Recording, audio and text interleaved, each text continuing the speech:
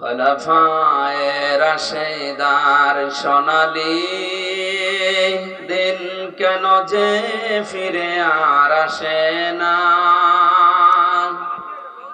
সকলে পেয়ে তার অধিকার, কেন যে প্রাণ খুলে হাসে না। ধুলির আসনে বসে ওমারে রাজ্য শাসন করেছে, খলিফা ওমারের শাসনে কোন জীব না খেয়ে মরেছে।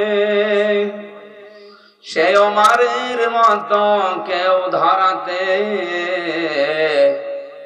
কোনদিন আর কি হবে না। খোলাফায়ে রাশেদার সোনালী দিন কেন যে ফিরে আর আসে না, সকলে পেয়ে তার অধিকার, কেন যে মন খুলে হাসে না। চারিদিকে শুনি শুধু হাহাকার, অন্যায় জুলুম আর অবিচার, এই শাসনের কি অবসান, কোনদিন আর কি হবে না। খোলাফায়ে রাশেদার সোনালী দিন কেন যে ফিরে আর আসে না, সকলে পেয়ে তার অধিকার, কেন যে মন খুলে হাসে না। আলহামদুলিল্লাহ। কিশোরগঞ্জ জেলার করিমগঞ্জ থানার অন্তর্গত লাখপুর সরকারি প্রাথমিক বিদ্যালয় মাঠে যুব সমাজ ও এলাকাবাসী কর্তৃক আয়োজিত তাফসিরুল কোরআন মাহফিলের স্বনামধন্য সভাপতি জনাব মাওলানা মুফতি নাসির উদ্দিন, সামনে বসা মুসলমান ভাইরা, পর্দার আড়ালের সম্মানিতা মা এবং বোনেরা, প্রশাসনের ভাইরা, প্রাণপ্রিয় করিমগঞ্জবাসী, দল মত নির্বিশেষে সেই জোহরের পর থেকে পর্যন্ত কোরআন শোনার জন্য যারা বসে আছেন, এই যে বিশাল ধৈর্যের পরিচয় দিয়েছেন, আল্লাহ যেন উত্তম জাযা দান করেন, আমিন। দুনিয়ার কোন স্বার্থ পাওয়ার জন্য না, কোরআনে কারীম বোঝার জন্য এই পর্যন্ত যারা ধৈর্য ধরলেন, খুশি হয়ে বলেন আলহামদুলিল্লাহ। ধৈর্যের ফল মিষ্টি হয়, ইনশাআল্লাহ আজকে মিষ্টি হবে। আল্লাহ আমাদেরকে যেন জান্নাত দিয়ে সেটা প্রমাণ করে দেন। কোরআন শুনতে এসেছি যারা, নবীজি বলেন মান ক্বালা বিহি সাদাকা, যারা কোরআন দিয়ে কথা বলবে এরা সত্য কথা বলবে। সুতরাং কোরআনের কথার বাইরে যত কথা আছে সব কিছুর ভেতরে ভেজাল আছে, এ কথা মানেন তো? আমান আমিলা বিহি উজিরা, যারা কোরআন দিয়ে আমল করবে এদের পুরস্কার আল্লাহ নিজে দান করবেন। কোরআনে কারিমের আমল আছে 500, কত? আর কোরআনের সবক 9টা। কোরআনে পৃথিবীতে আমাদেরকে সবক দিয়েছেন 9টা। বাংলাদেশ সহ ভারত এবং এই ছেলে কি হয়েছে, কি কে দেখবেন কি আপনি? কথা শোনার চেষ্টা করেন। আমি কি পরিমণি আমার দেখবেন? আমার দেখার কি আছে বলেন?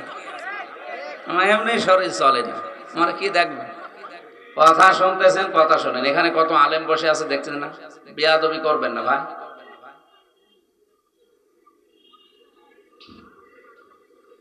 আমরা কথা বলছিলাম কোরআনে কারিমে আল্লাহ আমল দিয়েছেন 500-র উপরে, সবক দিয়েছেন আমাদেরকে 9টা। এখান থেকেই হয়তো নাকি জানি না, যারা সবক দেয় পীর সাহেব হিসাবে এই বাংলাদেশ, ভারত আর পাকিস্তানে, পৃথিবীর অন্য কোন দেশে তো এরকম পীর নেই। যত পীর ভর করেছে এই 3 দেশে। পীর খারাপ জিনিস না, পীর ভালো জিনিস। পীর মানে ওস্তাদ, শিক্ষক, মুআল্লিম, টিচার, ফাসালু আহলা যিকরি ইন কুনতুম লা তা'লামুন। যেটা জানেন না, যে জানে তার কাছে জেনে নেবেন। এটা কি? এটাই শিক্ষক, এটাই পীর, এটাই মুআল্লিম, এটাই টিচার, যে ভাষায় বলে। তাহলে এনাকে আমরা পীর ধরতে পারি? কি কথা বলেন না? যারা জানে না, ছাত্ররা ওনার কাছে জেনে নেয়, উনি আরবি প্রভাষক না, সুতরাং উনি এক ধরনের পীর। কিন্তু ওনার কাছে হয়তো হাদিয়া তোফা গরু ছাগল চায় না।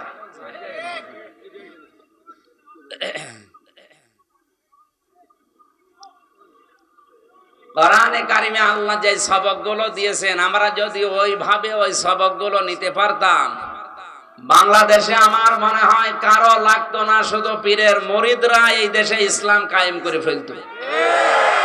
কারণ 48,000-এর উপরে দেশে পীর, মুরিদ কত লক্ষ কোটি আছে।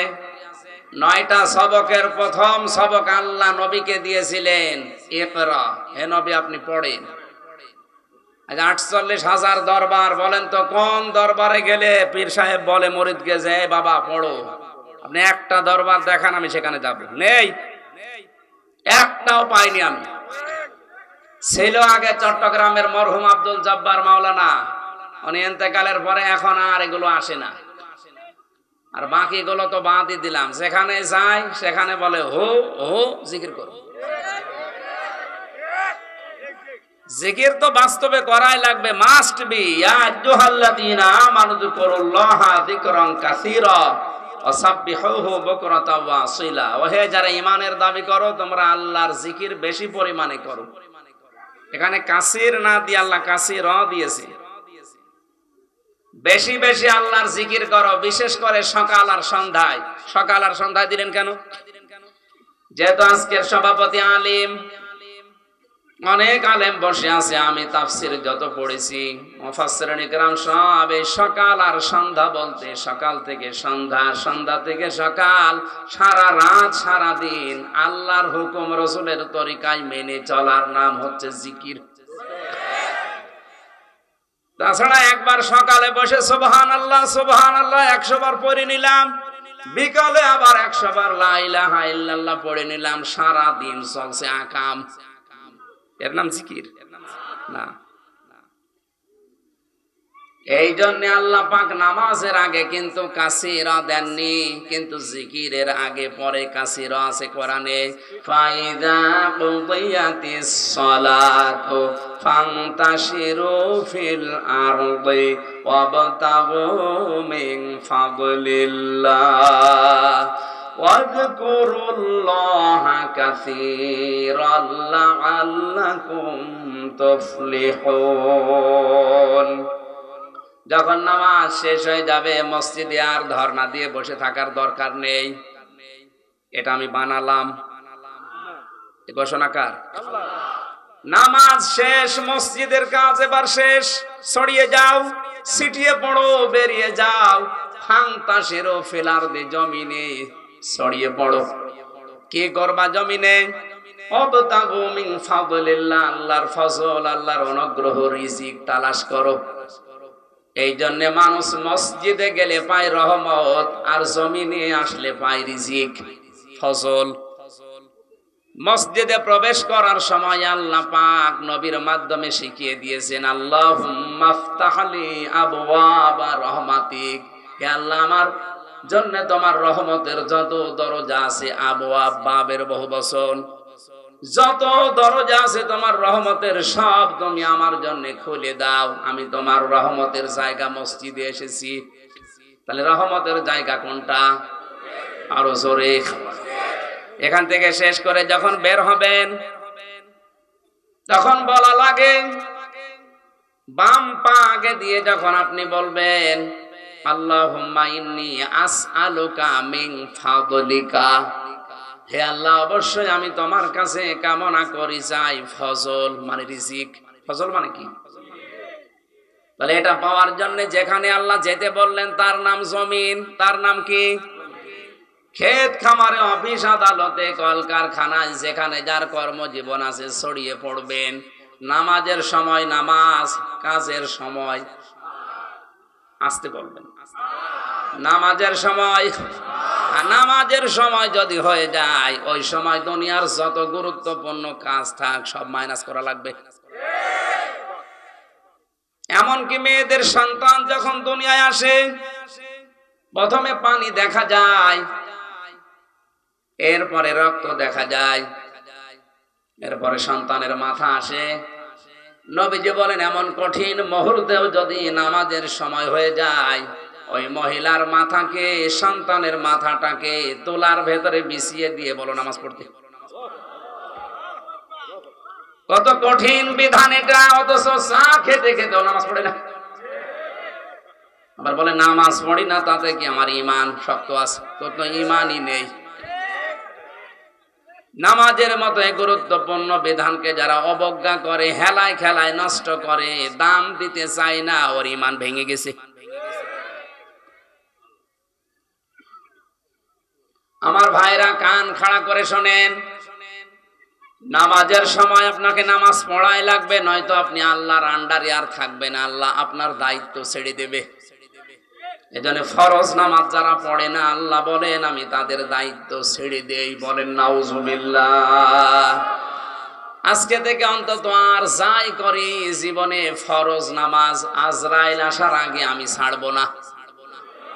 সেখানে থাকি, যে অবস্থায় থাকি, ফরজ নামাজ আমার পড়তেই হবে।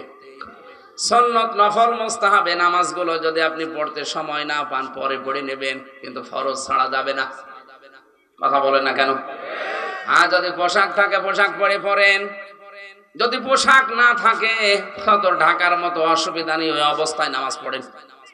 পশ্চিম যদি রাখেন, যেদিকে কাবা যদি মনে হয় যেদিকে, ওদিকেই পড়েন। যদি খেয়াল না হয় যে কোন দিকে, যেদিকে মুখ আছে ওইদিকে পড়েন, কিন্তু নামাজ পড়া লাগবে। নামাজ শেষ হয়ে গেছে, এখন আর আপনাকে মসজিদে বসে বসে থাকার দরকার নেই। যান, ছড়িয়ে ছিটিয়ে যাবেন। কত মানুষ আছে দেশে দেখি নামাজের পরে মসজিদে ফ্যান জোরে টাঙিয়ে দিয়ে উনি ঘুমাচ্ছে। ফ্যানের বিল কি তোমার বাবা দেবে নাকি? কোন কারণে, বিনা কারণে আপনি ফ্যান মসজিদে টাঙিয়ে দিয়ে ঘুমিয়ে আছেন? নামাজের পরেও মসজিদে থাকলে ক্ষতি আছে, আছে না নেই? কি জানেন না? আমি জানি। হ্যাঁ, বলছে কোন, তার মানে কম, মানে কথা বলতে বলছে। হ্যাঁ, এখানে এটা করিমগঞ্জ না? আমার কুষ্টিয়া ভার্সিটির এক স্যারের বাড়ি এখানে, ডক্টর এরশাদুল্লাহ স্যার। এখানে নাকি কিশোরগঞ্জ পাকন দিয়া বাড়ি না? করিমগঞ্জ না কোথায় শুনতাম আগে। মুজাহিদুল ইসলাম কোন বিভাগের স্যার উনি? দাওয়া স্যার আমি চিনি না। আমি আল কোরআনে ছিলাম। এরশাদুল্লাহ স্যার আমাদের শ্রদ্ধাভাজন উস্তাদ। কিশোরগঞ্জে বাড়েন, কোন থানা ওটা মনে নেই। যাই হোক, স্যারকে আল্লাহ রাব্বুল আলামিন হায়াতে তাজ্জেবা সিহাতে কুল্লিয়া যেন দান করে। আমার খুব প্রিয় স্যার ছিল, অনেকদিন দেখি না, সেই 16 সালের পর থেকে আর দেখা নেই, যাওয়া হয় না ব্যস্ততার কারণে। স্যার উনি ওনার ক্যাম্পাস নিয়ে আছে। আমরা কথা বলছিলাম, নামাজের পরে যদি বিনা কারণে কেউ মসজিদে থাকে, যার কোনো কাজ নেই, তার দ্বারা ক্ষতি কি? এক এলাকায় বিদ্যুৎ নেই, এলাকার মানুষেরা খুব কষ্ট করে টাকা পয়সা দিয়ে জেনারেটর কিনেছে মসজিদের জন্য, আর কয়েকটা ফ্যান টাঙিয়ে দিয়েছে। কয়েকজন চিন্তা করছে আমাদের বাড়িতে তো ফ্যান নেই, বিদ্যুৎ নেই, রাতের বেলায় গরমে ঘুম হয় না। মুয়াজ্জিনকে বলছে, ভাই আপনাকে আমরা রাত্রে কিছু টাকা দেব, এশার নামাজ পড়ে যখন চলে যাবেন চাবিটা দিয়ে যাবেন। আমরা রাতে মসজিদে ঘুমাবো, ফজরের নামাজের সময় যখন আযান দিতে আসবেন চাবি দিয়ে আমরা আবার চলে যাব, আমরা নামাজ পড়বো না। মুয়াজ্জিন বলছে, এমনি এমনি চাবি দেওয়া যাবে না, টাকা লাগবে। ঠিক আছে, প্রতি মাসে আমরা এই 4 জন আপনাকে 1000 টাকা দেব মনে করেন। মুয়াজ্জিন গরিব মানুষ, রাজি হয়ে গেছে। ওরা 4 জন মিলে ফ্যান দিয়েছে 12টা। মানুষ কয়টা?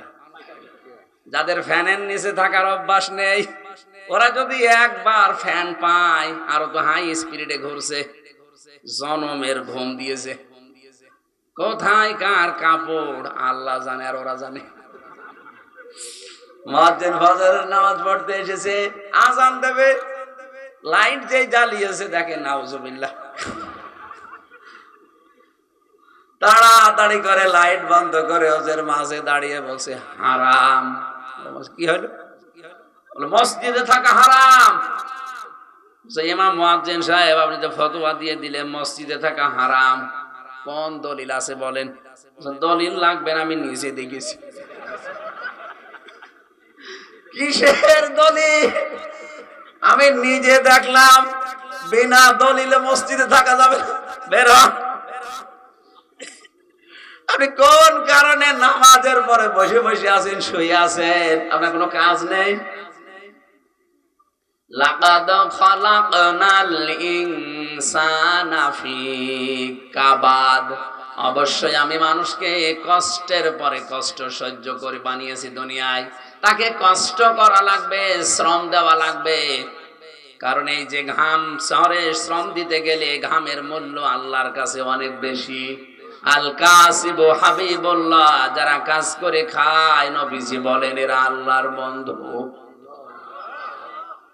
এই জন্য নামাজ শেষ, মসজিদ থেকে আপনি বের হয়ে যাবেন, শব্দের দিকে খেয়াল করে দেখবেন, নামাজের আগে কিন্তু আল্লাহ উযকুরুল্লাহ কাসীরা দেয়নি, কারণ আল্লাহ জানেন যে নামাজ পড়তে গেলে মানুষ এমনি আমাকে ডাকবে। কিন্তু কর্মজীবনে যে জমিনে যখন ছড়িয়ে যাবেন, যার যেখানে কর্মজীবন আছে ওই জায়গায় যে যেন মানুষ আল্লাহকে স্মরণ করে, কম না বেশি? উযকুরুল্লাহ কাসীরা, রিজিক তালাশ করতে গিয়ে এখন আর জিকির কম করলে হবে না, এখানে জিকির বেশি করা লাগবে। এখানে যে জিকির, এইটা কি ওখানে বসে বসে সুবহানাল্লাহ পড়া? যেখানে যেই বিধান আছে ওই বিধানটা ওখানে ওইভাবে পালন করার নাম তাহলে জিকির। এজন্য সাব্বিহুহু বুকরাতাও ওয়া আসীলার ব্যাখ্যায় মুফাসসিরিন ইকরাম লিখেছেন, সকাল থেকে সন্ধ্যা, সন্ধ্যা থেকে সকাল, সারা দিন সারা রাত আল্লাহর বিধান রাসূলের তরিকায় মেনে চলার নাম জিকির। আপনি এই শিক্ষা দিতে পারেন না দরবারে? কোরআনের প্রথম সবক তাহলে আল্লাহ যেটা দিয়েছে তার নাম পড়ো, আপনাকে পড়া লাগবে আগে। আজ অনেক মানুষ ফতোয়া বের করেছে যে জানার নাম ইসলাম না, মানার নাম ইসলাম, এটা শয়তানি। আরে ভাই, আপনি যদি নাই জানেন তে মানবেন কি? এক কথা বলেন না কেন? আমরা জানি না, এই জন্য তো ইসলামের নাম নিয়ে উল্টা পাল্টা জিনিস আমাদেরকে খাওয়িয়ে দেয়। আমরা যদি সত্যি জানতাম যে আসলে এটা ইসলাম কিনা, জীবন চলিয়ে গেল আমরা শিরিক করতাম না। এই জন্য কোরআনের প্রথম সবক কি? জানা। বলেন বলেন, পড়তে হবে আপনাকে। যত আল্লাহর ওলিদের জীবন এই বাংলাদেশে যারা ইসলাম নিয়ে এসেছে পড়েছি, তাদের জীবন, তাদের জীবনে এইটাই পেয়েছি, তাদের দরবারে কেউ গেলে আগে কোরআন তুলে দিত। এর সাক্ষী সিলেটের শাহজালাল রহমতুল্লাহ আলাইহি, এখনো কোরআনে কারীম সাক্ষী দিচ্ছে। এই কথা বলে না কেন? অথচ তার দরবারে যে ভান্ডগুলো এখন বসে আছে, ওখানে গেলে কোরআন পাবেন না, যে কোরআন পড়তে দেবে সেসব সিস্টেম নেই। বড় বড় ধুতি গায়ে দিয়ে, সালা গায়ে দিয়ে বসে আছে, শর্ট গায়ে দিয়ে দেন, কি দেব দেন। এই সমস্ত জায়গায় যাদের ফরজ ঠিক নেই, ওয়াজিব ঠিক নেই, সায়রানা পয়সাও দেবেন না। কুষ্টিয়ার লালনের মাজারে মানুষ যায় আল্লাহর ওলি মনে করে, ওখানে অধিকাংশ মানুষ যেভাবে গাঁজা খায়, ওই জিনিস খেলে মানুষের ব্রেন বিগড়িয়ে যায়, তখন পোশাক আশাক আর ঠিক থাকে না। কথা বলেন না কেন? মস্তিষ্ক বিকৃত হয়ে গেলে মানুষ দিক দাঁড়া ঠিক থাকে, তখন মাকে বউ বলে ফেলে। একদিন রাতের বেলা এক মহিলা আমারে কল দিয়ে বলছে, হুজুর বাবাজি, তুমি আমার ছেলের বয়সী, তুমি একটা ফতোয়া দাও তো, তোমার চাচার বউ আমি আছি না তালাক হয়ে গেছি। কি বলেন? তোমার চাচা লোক ভালো কিন্তু বোতল খায়। লোক ভালো কি খায়? আজকে একটু বেশি খেয়ে ফেলেছে। রাত 12টার পরে গরজায় ধাক্কা দিয়ে পায়ের সাথে লেগে একা একাই পড়ে গেছে। দরজা যখন জোরে ধাক্কা লাগার কারণে গেছে, খুলে বলছে, ও মা আমারে তোল। ও বাবাজি, তোমার চাচা যে আমার মা বলে ফেললো, আমি কি আসি আর নাকি তালাক হয়ে গেছে? এ সমস্ত জিনিস খেলে মাথা ঠিক থাকে? আর মাথা যখন ঠিক থাকে না, মাকে যদি বউ বলে ফেলে, বউকে যদি মা বলে ফেলে, এ মানুষের পোশাক আশাক ঠিক থাকবে? লালনের মাঝার এরকম রাত 9টার পরে একদিন দেখি এরকম দুধ খাওয়াচ্ছে একজনে, একেবারে হাফ প্যান্ট পর্যন্ত আছে শরীরে, কিচ্ছু নেই, ফরজ তরক করা। বললাম, ভাই কি করেন? বলছো, হুজুর দুধ খাওয়াচ্ছি। দুধ খাওয়াচ্ছেন আর জায়গা পান না? জায়গা পান না মানে এটা আল্লাহর ওলি। আল্লাহর ওলি কি আছে এর ভেতরে? মাল আছে, মাল যা আছে সব তো দেখা যাচ্ছে। এ মাল তো সবার আছে, আসল মাল দেখাও। এই জন্য আমাদের সাবধান হওয়া দরকার। যেই দরবারে গেলে পড়াশোনা করার কোনো সিস্টেম নেই, যেই দলে গেলে পড়াশোনা করার কোনো সিস্টেম নেই, ওটা সবক না। ওই দল, ওই দরবারে মুসলমানের জন্য যাওয়া জায়েজ নেই। আল্লাহর প্রথম ফরজ কি?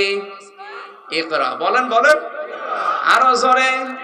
প্রথম ফরজ ইকরা। আর আপনি কোথায় যাচ্ছেন? 40 বছর মুরিদ হয়ে বসে আছেন, কোরআন শরীফটা পড়তে পারেন না। ওটা কিসের পীর? ওটা তো নিজেই ভণ্ড। এই জন্য এখান থেকে শিক্ষা পেলেন তো, কোরআন যেখানে নেই ওখানে আপনি যাবেন না। যেই দলে কোরআন পড়ার কোনো সিস্টেম নেই, ওই দল করাও জায়েজ নেই। হিসাব করে দেখেন বাংলাদেশে কত দল এমনি মাইনাস হয়ে যাবে। এই হাদিসের ব্যাখ্যা এভাবে করলে, যাদের দলে কোরআন নেই, যে দরবারে কোরআনের নিয়ম নীতি নেই, ওরা আমারে মাথায় তুলে নাচবে।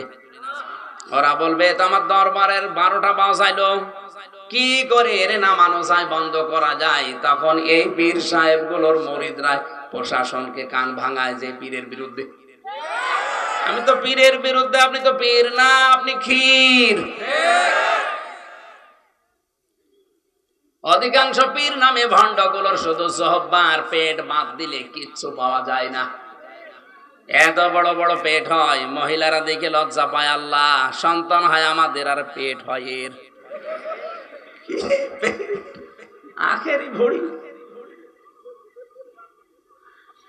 না। আমি শুধু হাসির জন্য খোরাকি দেইনি, আপনাকে চিন্তা করে এখান থেকে আজকে বাড়ি যাওয়া লাগবে। যেখানে কোরআন নেই ওই দলে আমি আর থাকবো না। আমাকে পড়তে হবে আগে, কারণ কোরআন না পড়লে আমি আমল করব কি করে? আমান আমিলা বিহি উজিরা। যারা কোরআন দিয়ে আমল করবে, আল্লাহ নিজে তাদেরকে পুরস্কার দেবে। এই ছেলে,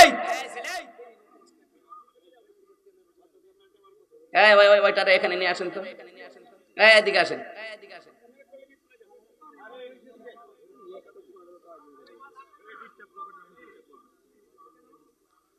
আমান হাকামা বিহি আদালা। যারা কোরআন দিয়ে বিচার করে, যারা ন্যায় বিচার কায়েম করতে পারে। আজকে যারা দায়িত্বে আছেন, আমাদের জননী প্রধানমন্ত্রী শেখ হাসিনা থেকে শুরু করে সবাইকে আহ্বান জানাবো, ন্যায় বিচার কায়েম করতে চাইলে কোরআনের বিচার লাগবে। এটা যতদিন পর্যন্ত কায়েম না হবে, শুধু মুখে বলে ন্যায় বিচার কায়েম সম্ভব না। আল্লাহর নবীও নিজে জীবদ্দশায় চেষ্টা করেছিলেন হিলফুল ফজুলের মাধ্যমে। 23 বছর পর্যন্ত চেষ্টা করলেন, 17 থেকে 40।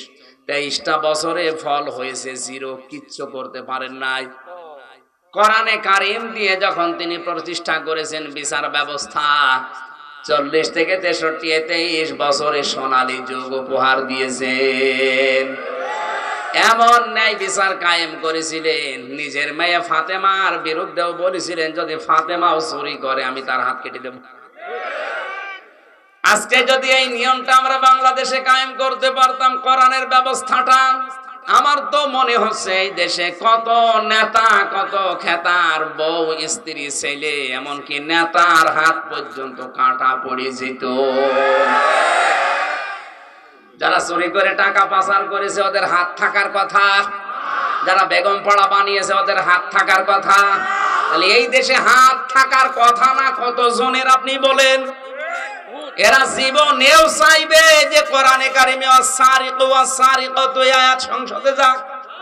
এরা তখন এই আয়াতকে বর্বর আয়াত বলে, বলে আইনটা বর্বর আইন। তুমি আল্লাহর চাইতে বড় দয়ালু হয়ে গেছো। আল্লাহ ভালো করে জানে তোর চরিত্র সংশোধন করার জন্য এই হাত কাটা ছাড়া কোনো বিধান নেই। আল্লাহর এই আইনকে যারা বর্বর আইন বলেছে এবং যারা সাপোর্ট দিয়েছে, যারা মনে করেছে প্রত্যেকটাই বেঈমান হয়ে গেছে, তাদের তাওবা করে আবার মুসলমান হওয়া লাগবে।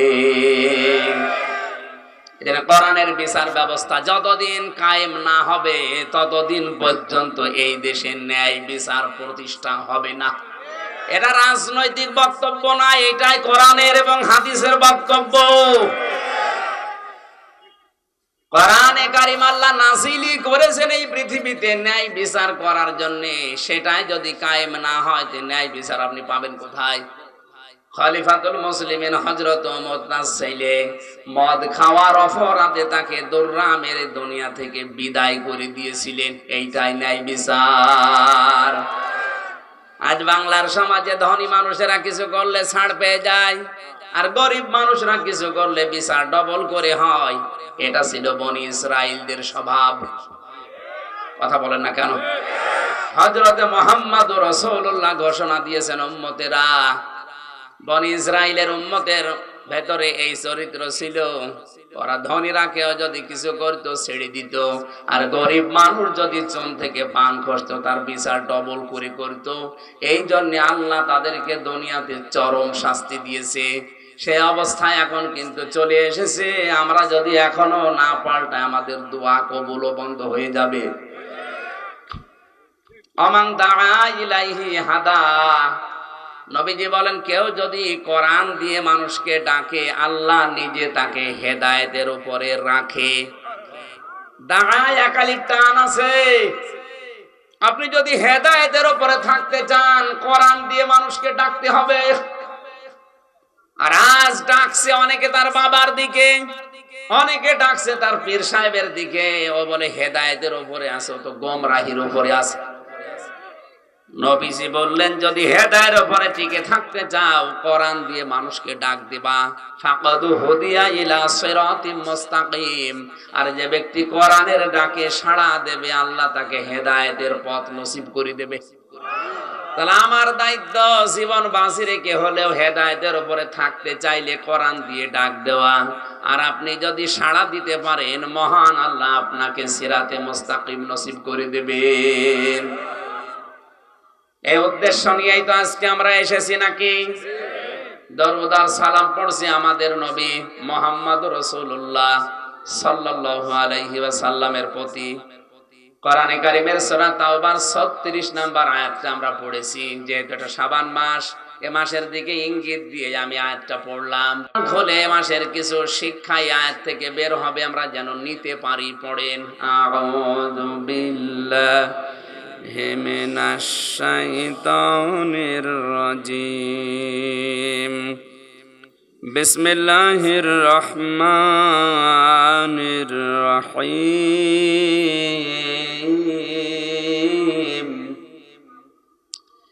ইন্না ইদ্দাতাশ শুহুরি ইনদাল্লাহি ইসনা আশারা শাহরান ফি কিতাবিল্লাহ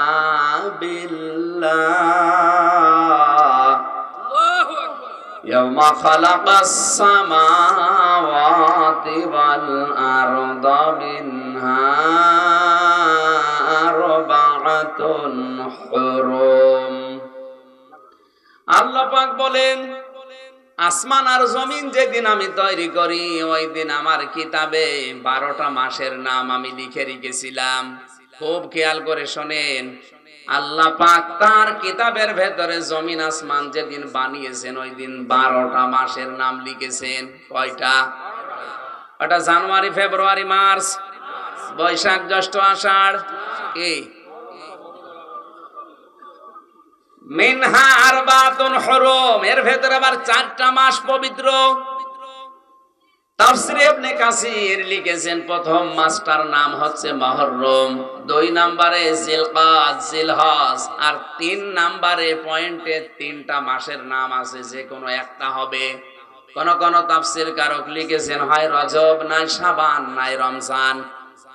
আমরা যেহেতু শাবান মাসে আছি, আমরা শাবান মাসটা ধরলাম। তাহলে এই যে 4টা মাস, এটা পবিত্র, এটা সম্মানিত মাস। ওই জামানার কাফের মুশরিকরা পর্যন্ত এই 4 মাসের সম্মান দিত। এই খেয়াল করেন, 1500 বছর আগে আয়াতটা নাযিল হয়।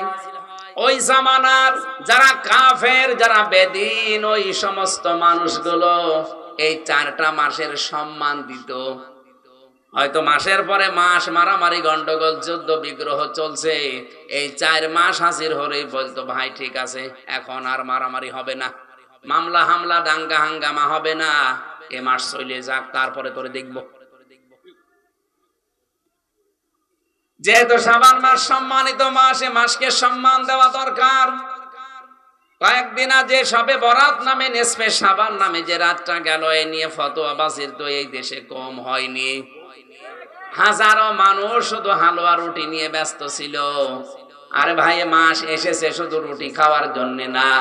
হযরতে আয়েশা সিদ্দিকা বলেন, রমজানের পরে সবচেয়ে বেশি গুরুত্ব দিত নবী শাবান মাসকে। প্রায় মনে হতো সারা মাস উনি রোজা রাখবে।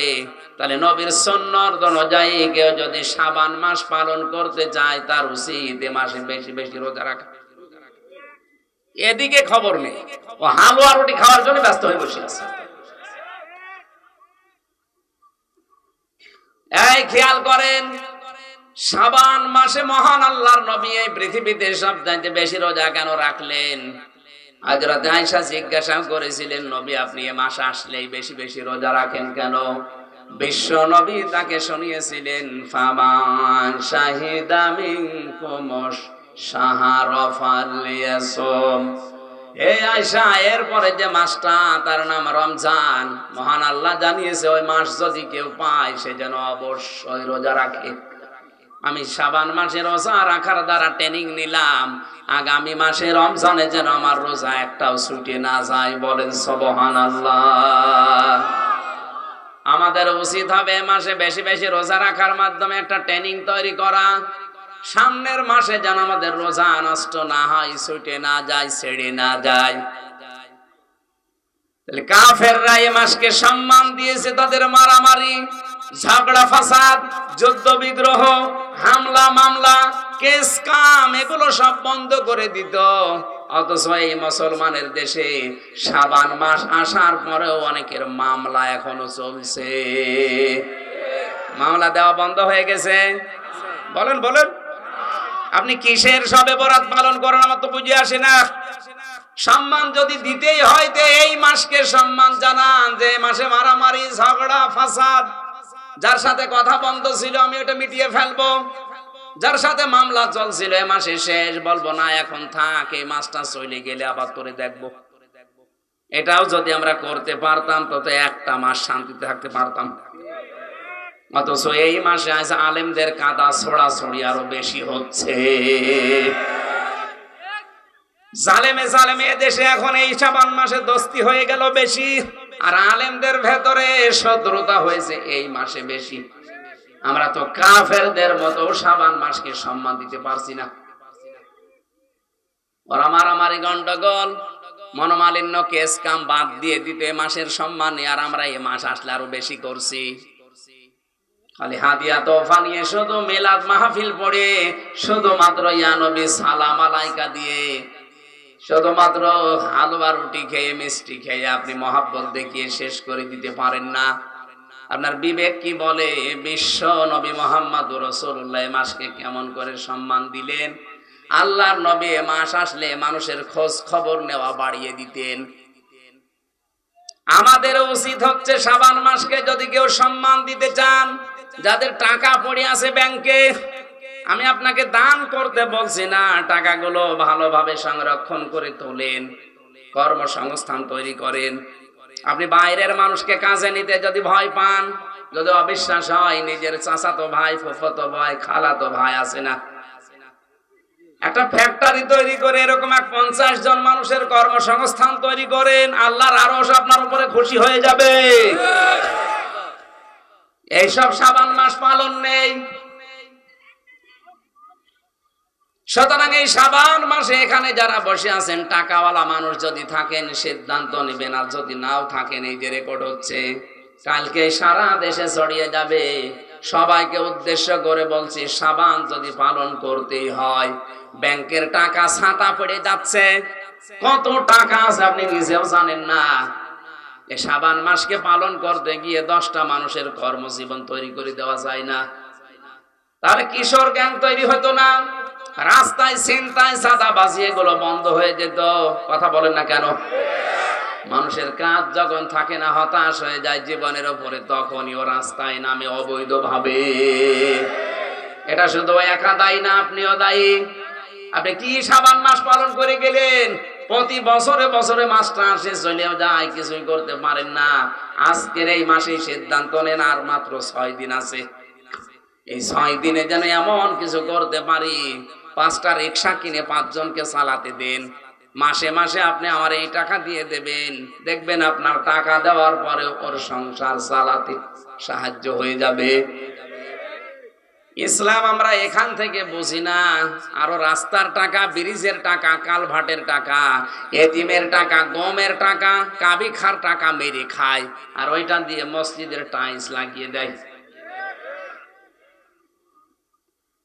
কিশোরগঞ্জবাসী একটা মসজিদ বানিয়ে দিলে কয়জন নামাজ পড়বে? না খুব বেশি হলো 5000 মানুষ। আর একটা রাস্তা বানিয়ে দিলে, একটা ব্রিজ বানিয়ে দিলে লক্ষ লক্ষ মানুষ হাঁটবে, চলাফেরা করবে। 1000 মসজিদ বানানোর চাইতে একটা রাস্তা বানানো আল্লাহর কাছে অনেক দামি। ইসলাম আজ আমরা এভাবে যদি নিতে পারতাম, সত্যি বাংলাদেশটা সোনার বাংলায় হয়ে যেত। কোথা থেকে যে ইসলাম নিয়েছে আল্লাহ ভালো জানে।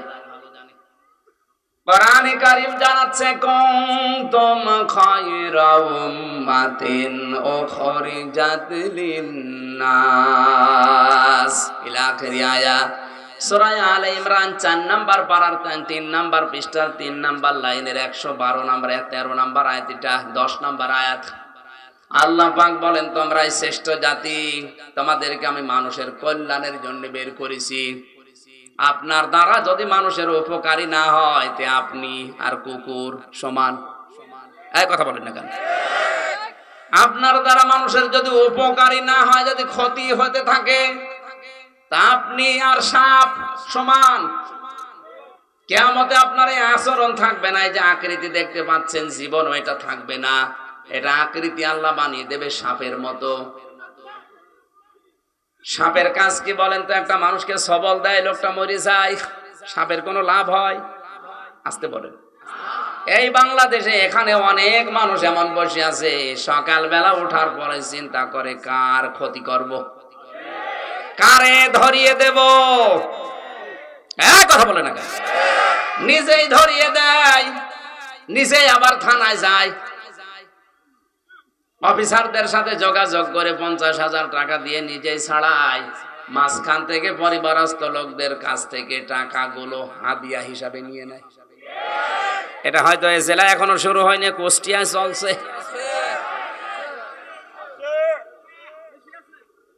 আল্লাহর কসম, যারা মানুষের এভাবে ক্ষতি করেছেন, আমারও তো ক্ষতি হয়ে গেল। 3টা বছর তো গেলই, আমার বাবার লক্ষ লক্ষ টাকা বিনা কারণে গেল।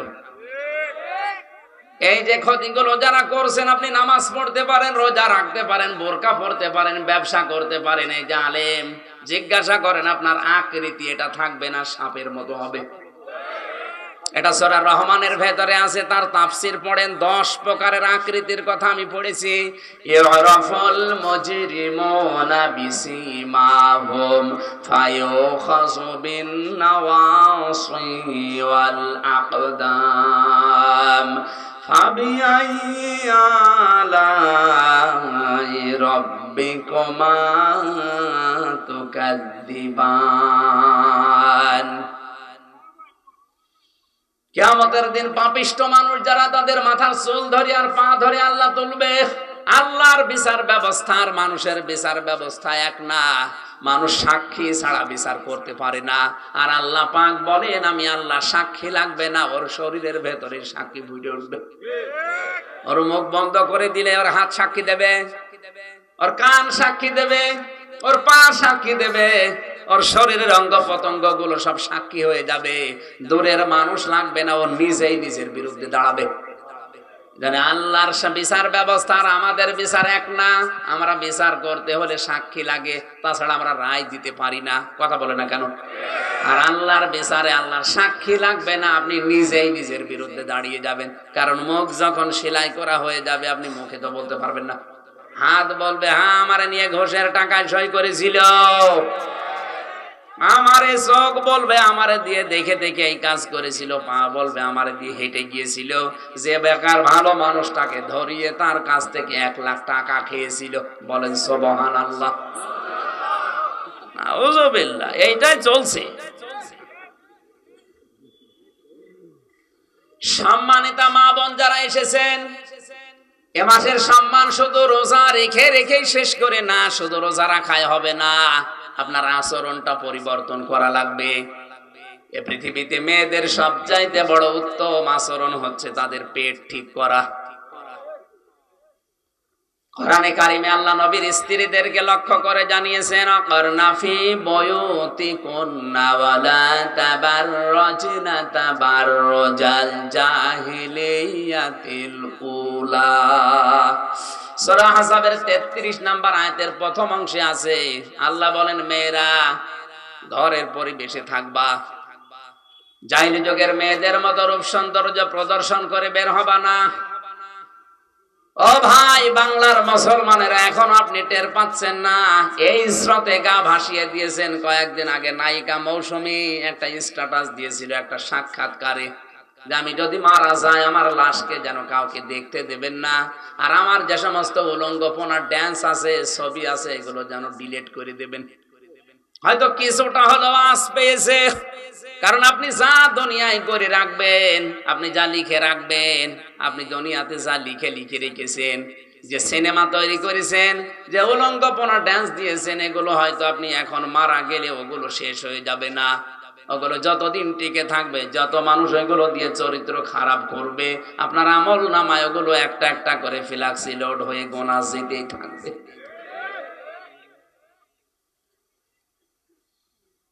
অনেকে বলে হুজুর আমার তো বিকাশ নাম্বার খোলা নেই। খোলা লাগবে না, এমনি চলে যাবে। এ মহিলা হয়তো কোনো আশ পেয়েছে, টাচ পেয়েছে, বিভিন্ন এখন তো ইউটিউবে বিভিন্ন আলেমদের তাফসির পাওয়া যায়, হয়তো ওর মনে একটা লেগেছে। আল্লাহ পাক বলেন নুন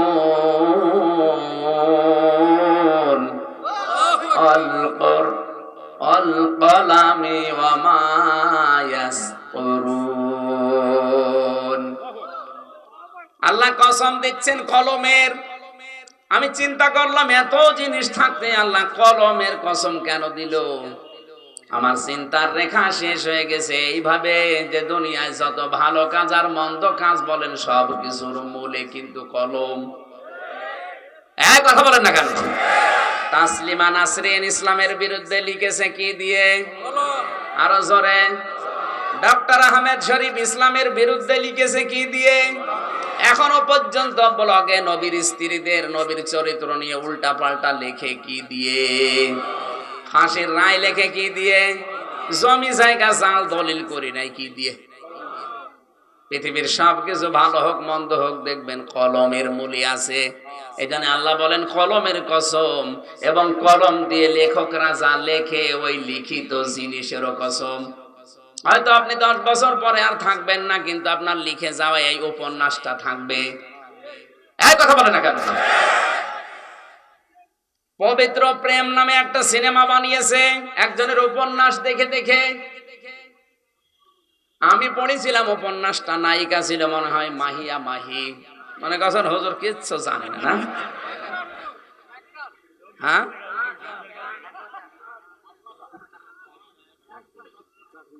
এখন এই সিনেমায় একজন হিন্দুর সাথে মহিলা, এই মুসলমান মেয়ে পর্দা করে কলেজে যায়, স্কুলে যায়, কি করে লাভ ম্যারেজ করবে এই কাহিনীগুলো তুলে ধরেছে। এটার দ্বারা দুনিয়ার মানুষকে বোঝাতে চায় যে বোরকা পরা পর্দা করা মেয়েরাও তলে তলে এই কাজ করে।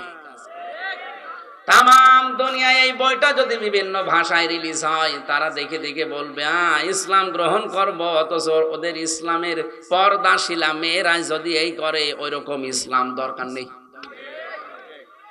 কোথায় নিয়ে যাচ্ছে আপনি টের পাচ্ছেন?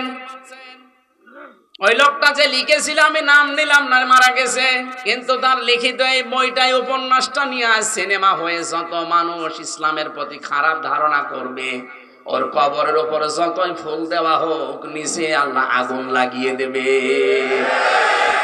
এজন্য সাংবাদিক যারা, ইউটিউবার যারা, এমন কিছু প্রচার করবেন না, লিখে দেবেন না, এমন কিছু তৈরি করে রাখবেন না যেটা আপনি মরণের পরও স্থায়ী থেকে যায়।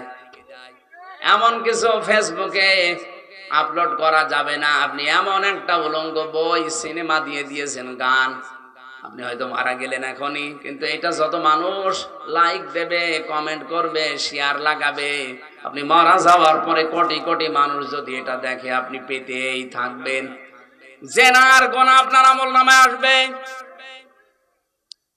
এজন্য ভয়ঙ্কর কাজ এটা। আমাদের এই মুহূর্তে সাবধান হওয়া লাগবে। মেয়েরা ঘরের পরিবেশে থাকো, বাইরে যেতে হলে জাহিলি যুগের মেয়েদের মতো পেট পিট বের করে যেও না। এমন এমন ব্লাউজ বানিয়েছে, মনে হচ্ছে ফুটবল খেলার মাঠ। এই পাশ থেকে একটা ফিতা, ওই পাশ থেকে আর একটা ফিতা, মাঝখানে গেরো দিয়েছে, ওটা ফুটবল খেলার সেন্টার। যুবকরা ওই জায়গায় গোল বসাবে। এখন যদি বলেন হুজুর আমরা দেখি বিভিন্ন কায়দায়, আপনি দেখেন কোন কায়দায়?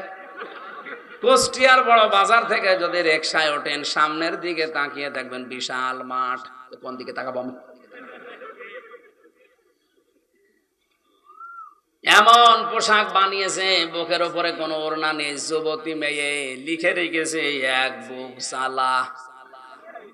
নাউজুবিল্লাহি মিন যালিক। মাথায় কোনো কাপড় দেয় না। যেই মহিলার চুল খোলা থাকবে, যত মানুষ এই চুল দেখবে, নবীজি বলেন প্রতিটি চুল কিয়ামতে কামড় দেবে সাপ হয়ে। সম্মানিত মা বোনেরা, এই শাবান মাসকে সম্মান দেওয়া শেখেন, পর্দার ভেতরে আসেন। আপনার পেটে যে আল্লাহ ভালো সন্তান দেবে, শাবান মাসে এমনিতেই দেবে না, এটা ভালো হওয়ার জন্য মা হওয়া লাগবে আব্দুল কাদের জেলানির মতো মা। আব্দুল কাদের জেলানি যে মায়ের পেটে এসেছিলেন, বাসর রাতে তার বাবা দৌড় দিয়েছে বাসর ঘর থেকে।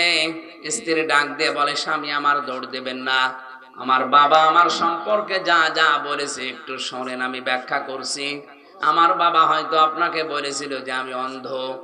এ কথার অর্থ হচ্ছে, যুবতী হওয়ার পর থেকে এই চোখ দিয়ে এমন কোন হারাম জিনিস আমি দেখি নাই, এই জন্যে বাবা বলেছে আমি অন্ধ। আমার মনে হয় এরকম মেয়ে এখন মানুষের ঘরে ঘরে। 5 বছর থেকে চরিত্র হারিয়ে ফেলছে। আমার বাবা বলেছে আমি ন্যাংড়া। যুবতী হওয়ার পর থেকে এই পা দিয়ে কোনো পরপুরুষের কাছে আমি কোনো কাজের জন্য যাইনি। এই জন্যের উপকর্থে আমার বাবা আমাকে ন্যাংড়া বলেছে, আমারে কালা বলেছে, কারণ আমি এই বয়স পর্যন্ত কোনো গীবত শুনিও নাই, এ জবান দিয়ে আমি করিও নাই, এই জন্য বোবা বলেছে, বধির বলেছে। আপনার কোনো অসুবিধা নেই, আমি আপনার স্ত্রী। সম্মানিত মা বোনেরা, আমি আশা করছি আমি আপনাদেরকে অনেক ভালোবাসি। আল্লাহর কসম, মিজানুর রহমান আজহারি এখন দেশে নেই, উনি আপনাদেরকে অনেক ভালোবাসতো আমি জানি। ওনার তুলনায় পরিবর্তে এখন যেহেতু আমি আছি, কসম করে বলছি আপনাদের প্রতি কোনো রাগ নেই, বিদ্বেষ নেই, আপনাদের আমি ভালোবাসি। তো ভালোবাসার কাজ করা লাগবে। পর্দার ভেতরে চলে আসেন, এটা আপনার রক্ষা কবচ। আমার মনে হয় কোন মহিলা যদি পর্দার ভেতরে এসে রাস্তায় চলাফেরা করে, মনে হয় যে 2 জন বডিগার্ডের সাথে আছে। আর যদি বেপর্দা হয়ে চলে, বডিগার্ড না, শয়তান আরো জাল হিসাবে ব্যবহার করে। নিজে তো অপরাধ করছেন, আরো সমাজকে অপরাধী বানাচ্ছেন। আপনি নিজে জাহান্নামে গেলেও তো হতো। একজন বেপরদা মহিলা যদি জাহান্নামে যায়, নবীজি বলেন 4 জন পুরুষ মানুষ সাথে নিয়ে যাবে। তার বাবাকে নেবে, তার বড় ভাইকে নেবে, তার স্বামীকে নেবে, তার বড় ছেলেকে নেবে। আমি হয়তো আপনার বাবা, আপনার ছেলে, আপনার বড় ভাই, নয়তো আপনার স্বামী। এজন্য আপনাকে বাঁচানো লাগবে, এটা আমার দায়িত্ব। এই শাবান মাসে পর্দায় চলে আসেন, আপনার সম্মান আল্লাহ বাড়িয়ে দেবে। কারণ আপনি আল্লাহর আইনকে যদি শ্রদ্ধা করেন, সম্মান করেন, আপনার সম্মান আল্লাহ বাড়াবেই। কথা বলেন না কেন? যালিকা দ্বীনুল কাইয়্যিম, আল্লাহ বলেন এইটাই স্থায়ী দিন, এইটাই সুদৃঢ় দিন। এই আয়াত দ্বারা প্রমাণ হয় বাংলাদেশে আজ যারা অনেকে ভোট পাওয়ার জন্য এই কথা বলে যে সকল ধর্ম সমান, এই আয়াত অনুযায়ী ওদের ঈমান চলে গেছে। সকল ধর্ম সমান কে বলেছে আপনাকে? ধর্ম তো একটাই, আল্লাহর কাছে ইন্নাদ দীনা ইনদাল্লাহিল ইসলাম। দিনের আগে আলিফ লাম আছে, এটা নির্দিষ্ট করার জন্য। একটাই মাত্র ধর্ম দুনিয়াতে আল্লাহ পছন্দ করে, তার নাম ইসলাম। আর বাকি যা আছে সব আল্লাহর কাছে ডিলেট। কথা বলে না কেন? আর কিছু না পাই জীবনে, ইসলাম যেহেতু পেয়েছি, এইটাই আমাদের জীবনের গনিমত। খুশি হয়ে বলেন আলহামদুলিল্লাহ। ফালা তাযলিমু ফীহিন্না আনফুসাকুম। সাবধান, এই সমস্ত মাসে গনার কাজ করে মাসকে অসম্মান দিয়ে নিজের ওপর জুলুম করো না। কারণ আল্লাহ পাক যে ৭৭ প্রকার মানুষকে ঘৃণা করেন, তার পয়লা নাম্বারে তারা দুনিয়ায় যারা জুলুম করে। আজ জুলুম দেশে আছে না নেই? ফালা তাযলিমু ফীহিন্না আনফুসাকুম, নিজেদের উপরে জুলুম করো না। এই মাসকে অসম্মান করার দ্বারা, আল্লাহর দিনকে ছোট করার দ্বারা। ফিরে আসেন আপনারা, আল্লাহর দিন ভেবে কোথায় যাচ্ছেন? ফাইনা তাযহাবুনা ইন হুয়া ইল্লা যিকরুল লিল আলামিন। কোথায় ভেগে যান, কোথায় চলে যাচ্ছেন? এ কোরআন আল্লাহর পক্ষ থেকে বিশ্ববাসীর জন্য উপদেশ। আল্লাহর উপদেশ যদি কাউকে পরিবর্তন করতে না পারে, বিশ্বাস করে নেবেন ওর কপালে আর হেদায়েত নেই। কোরআন শরীফ এসেছে হেদায়েত দেওয়ার জন্য। এজন্য আমরা যেন জুলুম করে না ফেলে আমার নফসের উপরে। মন যেটা চায় সেইটা করা নফসের উপরে জুলুম। এই কথা বলেন না কেন? মন চাচ্ছে বিড়ি খেতে, মন চাচ্ছে মদ খেতে, খেলাম, এটা নফসের উপরে জুলুম। মন চাচ্ছে বেপরদা চলতে, চললাম, এটা নফসের উপরে জুলুম। পরিবারেও জুলুম আছে না নেই? স্ত্রীর হক গুলো যদি কেউ আদায় না করে, ওটা স্ত্রীর উপরে জুলুম। আল্লাহর নবী জানিয়েছেন স্ত্রীর যে 4টা হক আছে, 1 নম্বরে স্ত্রীর প্রশংসা করতে হবে, এটা তার হক। যেভাবে হোক, যে কায়দায় হোক, স্ত্রীর প্রশংসা করা এটা তার কি? এখানে কত স্বামী বসে আছে, আজ স্ত্রী গুলো পরকীয়া প্রেম করছে, এমনিতে না। আমি জেলখানায় দেখেছি 100 জনের 70টা মানুষ প্রায়, এসে তো পারিবারিক গন্ডগোলের কারণে জেলে। হয় বউ মেরে ফেলেছে, নাই আত্মারা করে ফেলেছে, নাই জবাই করেছে, যে কোনো কায়দায়। এই জন্য টুকে টুকে রেখেছিলাম জেলে। বাইরে এসে আমি 2টা বইও লিখেছি, পারিবারিক জীবনে দাম্পত্য কলহ এবং তার সমাধান কি, ওটা দেখে দেখে লিখেছি ওদেরকে। এখানে হয়তো পাওয়া যাচ্ছে, যদি পাওয়া যায় অথবা গাড়িতে আসে, নিয়ে গিয়ে স্ত্রীকে পড়াবেন। মঞ্চে আছে। আমার শিক্ষার বিষয় এখানে, যে সমস্ত স্ত্রীর প্রশংসা করতে চান না, আপনি কি বিশ্ব নবীর উপরে দামি স্বামী হয়ে পড়েছেন? নবীজি মুহাম্মদ রাসূলুল্লাহ জীবনেও কোনোদিন স্ত্রীর খাবারের ভুল ধরেননি। অথচ তার স্ত্রী মাত্র 6 বছর বয়স। কয় বছর? হযরতে আয়েশা 9 বছর বয়সে নবীজির সংসারে গেছে। 9 বছরের একটা মেয়ে কি বোঝে? আমার মেয়ের বয়স এখন 9 বছর। তাহলে মাওয়ার বয়সে একটা মেয়ে, আমার মেয়ে মাওয়া, এই বয়সে একটা মেয়ে কি বোঝে সে 9 বছরে? অথচ জীবনেও তার রান্না করা খাবার খেয়েও কোনোদিন নবীজি বদনাম করেননি। আরে রে 5 স্টারের হোটেলের মতো রান্না করে দেয়, ও আহাম্মকের পরেও বউ ধরে মারে, নুন কম হয়েছে এই জন্য। একদিন রান্না করে দেখো তো দেখি। মেয়েদের কাজের অনেকে দাম দিতে চায় না। মেয়েদের রান্নার প্রশংসা করা লাগবে 1 নম্বরে, 2 নম্বরে তাদের কাজে কর্মে যেটা আছে পারিবারিক জীবনে এই কাজের সম্মান দেওয়া লাগবে। আজ হাজার হাজার পরিবারে আমরা দেখতে পাই মেয়েদের কাজের কোনো মূল্য নেই, অথচ ওরা বিনা টাকায় বিনা পয়সায় অনেকগুলো কাজ করে। ধোপানি, চাকরানি, এই কথা বলছেন না কেন? আপনার কাপড় ধুয়ে দেয় ধোপানি, রান্না করে দেয় রাঁধুনি, ঘর দোর মুছে দেয় চাকরানি, যত রকমের কাজ আছে আপনাই ওখা দিয়ে করাচ্ছেন। অথচ কোরআন জানিয়েছে মেয়েটি স্ত্রী হিসাবে আসবে আপনার কাছে রাজরানী হয়ে। ও যদি কোনো কাজ করতে না চায় তার গুনাহ হবে না। এমনকি আপনার সন্তানকে যদি সে দুধ পান না করায় তারপরও তার কোনো গুনাহ নেই। আমি আলেমকে জিজ্ঞাসা করছি, আল ওয়ালিদাতু ইরদি'না আওলাদাহুন্না হাওলাইনি কামিলাইনি লিমান আরাদা আইয়ুতিম্মার রাদা। এখানে মোজারে দেওয়া, এখানে মোজারে শব্দ দেওয়া, পুরুষের শব্দ, কোনো স্ত্রীবাচক শব্দ এখানে নেই। সন্তানের দুধ খাওয়ানোর দায়িত্ব মার না বাবার? বাবার। কার? মারা তো দয়া করে আপনার উপরে ইহসান করে দুধটা পান করিয়ে দিচ্ছে, এর বিনিময়ে আমরা আজ পর্যন্ত কোনো মাকে টাকাও দেই না। এই কথা বলে না কেন? এটা যে মনে হয় মাইকে ওয়াজ করা ঠিক হচ্ছে না, মাইক বাদ দিয়ে করার দরকার ছিল। কারণ এই আওয়াজ যদি ওদের কানে যায় না জানে আবার বেঁকিয়ে বসে কিনা। বলবে ঠিক আছে কোরআনে যেহেতু আছে আমরা আর বিনা টাকায় ফিরি ফিরি দুধ খাওয়াবো না। দুধ খাওয়াতে হলে আমাদেরকে 2 বছরে 50,000 টাকা দেওয়া লাগবে। এবার আপনি মরেন, আপনার সওয়াল নিয়ে মেয়ে নিয়ে আপনি মরেন। মেয়েদের পরিবারস্থ লোকদের যে কাজ আপনি হিসাব করে কোলাতে পারবেন না। আমার দাদা বেঁচে ছিল যখন একটা গল্প বলতো, এক লোক ওইরকম খালি গরম দেয়, স্ত্রীর কাজের কোনো দাম দেয় না। ওর স্ত্রী একদম বলেই ফেলেছে, কি গো তুমি কোনো কাজে মন পায় না তোমার, ঠিক আছে তোমার কাজ আমারে দাও, আমার কাজ তুমি করো। ও বলছে তোমার আবার এই কাজ হইল নাকি? ঠিক আছে আজকে যা আছে পরিবারে সব কাজ তুমি করবা, তোমার কাজ তো শুধু গরু চড়ানো, আমি ওইটা আজকে করছি। পুরুষের পোশাক পরে গেছে মাঠে গরু চড়িয়ে সারাদিন পরিশ্রম করে করে আসতেছে। এ ভাত রান্না করার জন্য চাউল দরকার, যে দেখে চাউল ছাড়া নেই, ওই খোদ বা গুঁড়া সহ আছে, ওটা এখন ঝাড়তে হবে পরিষ্কার করার জন্য।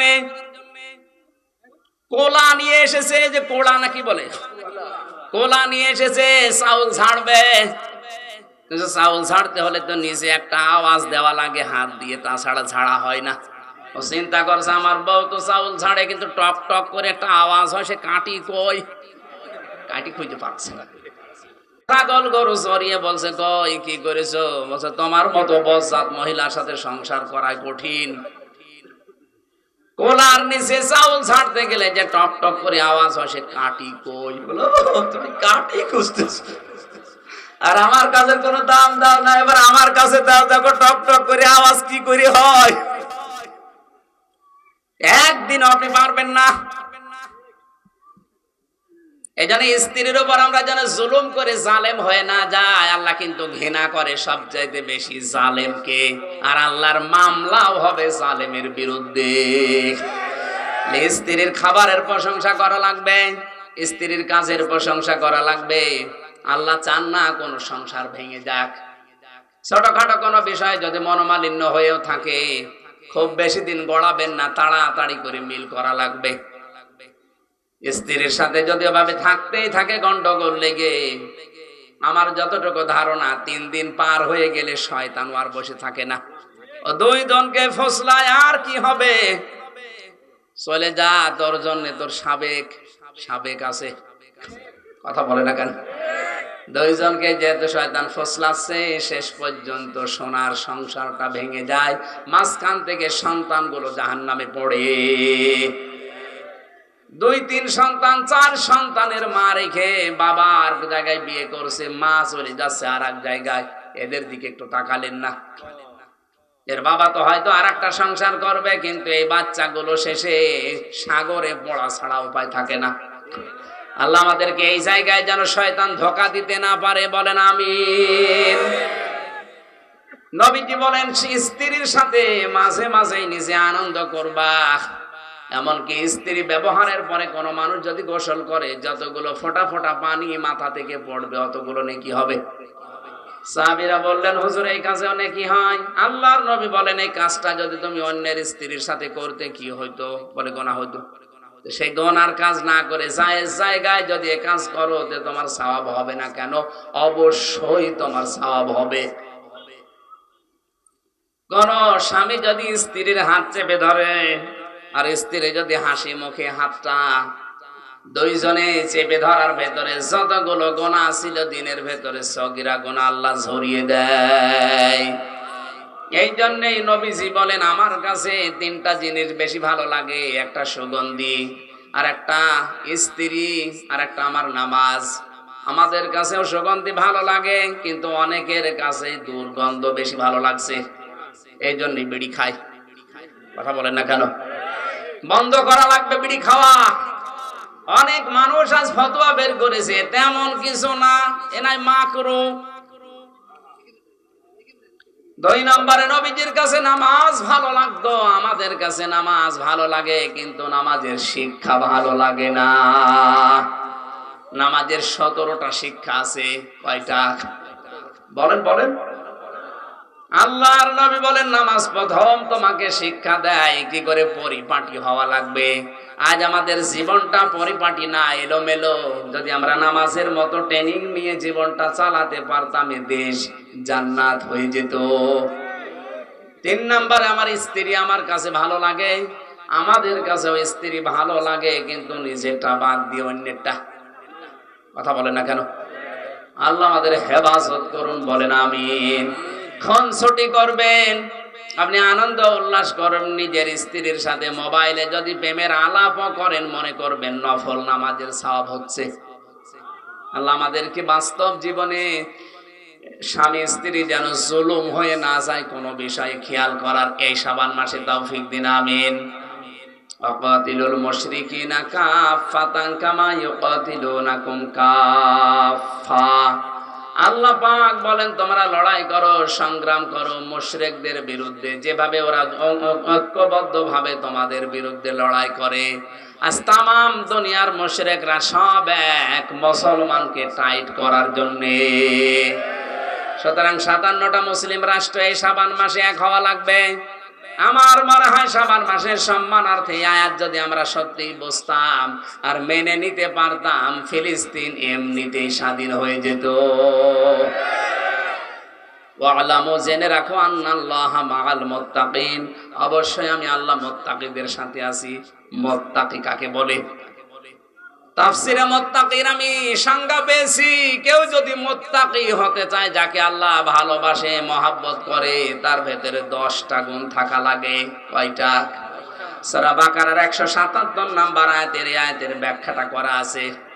আমার যেহেতু সেই হালুয়া ঘাটে আছে, রাত 11টায় আর 2 ঘন্টা আছে, যাওয়া লাগবে। আজকের মতো শেষ করে দিলাম, 9টা বাজে। আমিন। বারাকাল্লাহু লানা ওয়া লাকুম ফিল কোরআনিল আযীম। এরপরে আরো যারা আছে, নাজমুল হাসান ভাই আছে, অনেক ভালো আলোচক উনি। আমার বই আছে এখানে, বইটা যদি লাগে